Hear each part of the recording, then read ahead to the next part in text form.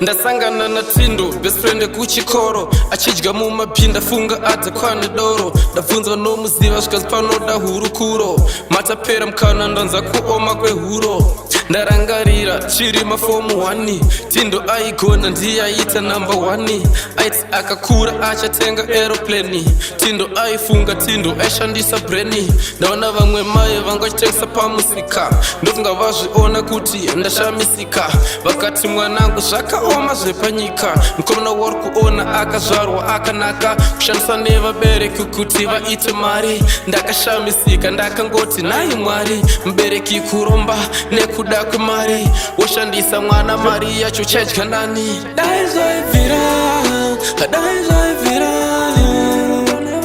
ndati daizoivhira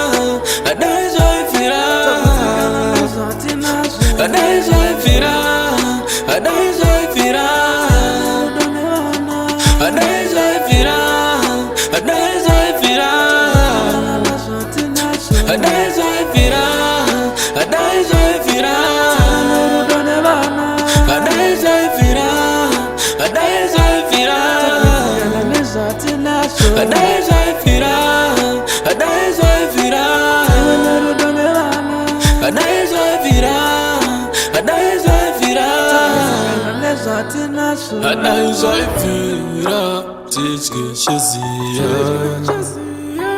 Adaizoivhira tishande nemaoko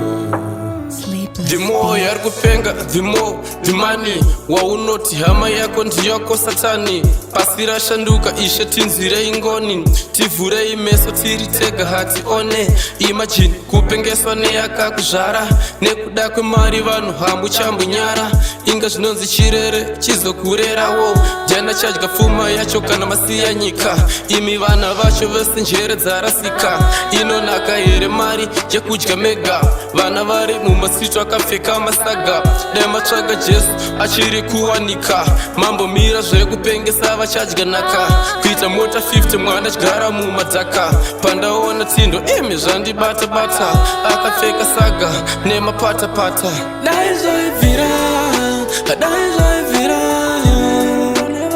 ndati daizoivhira Adaizoivhira